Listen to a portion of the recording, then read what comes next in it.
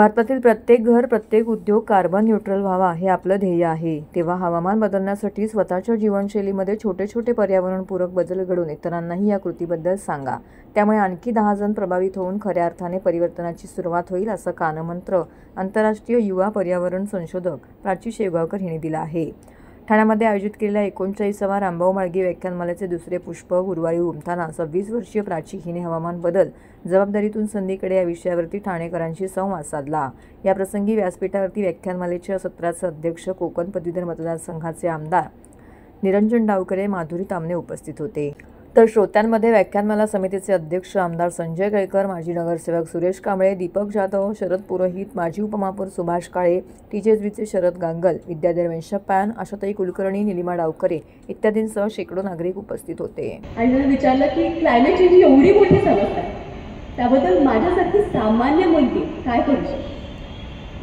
आम्ही आधी बघायला लागलो की हे नक्की होतंय कशामुळे. आपल्या क्लायमेट चेंज बद्दल जागतिक तज्ज्ञांनी शिकवली नाही अशी एक गोष्ट मला एका शेतकरी आजोबांनी शिकवली.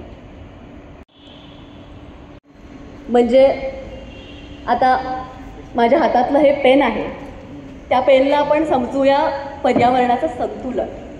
जसं जसं आपण थोडे थोडे हरितगृह वायू, कार्बन डायऑक्साईड वातावरणात सोडतोय तसं पर्यावरणाचं संतुलन बिघडत जातंय. अजून हरितगृह वायूचं उत्सर्जन केलं, अजून बिघडायला लागलं, तर आपल्याला थोडे थोडे परिणाम दिसायला लागले. म्हणजे कुठे पूर येतोय, कुठे दुष्काळ येतोय, कुठे बळवे पेटतायत. हळूहळू संतुलन जास्त घरी वीज वापरतो. या सगळ्या गोष्टी करत असताना आपल्याकडून कार्बन डायऑक्साईड सारख्या हरितगृह वायूचं उत्सर्जन होतं. आणि फक्त आपल्या कृतींमधूनही नाही, तर आपण प्रत्येक गोष्ट विकत घेतो. आपल्याला जसं कार्बन फुटप्रिंट असतं तसं प्रत्येक वस्तूलाही तिचं कार्बन फुटप्रिंट असतं. म्हणजे मी हा स्कर्ट घेतला, वापरतो आणि फेकूनही देतो.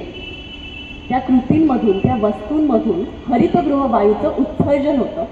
आणि हे हरितगृह वायू, कार्बन डायऑक्साईड, मिथेन असे वायू सूर्याची उष्णता वातावरणात पकडून ठेवतात. आणि त्यामुळे पृथ्वीचं तापमान वाढत चाललंय. यालाच आपण हवामान बदल आणि क्लायमेट चेंज म्हणतो.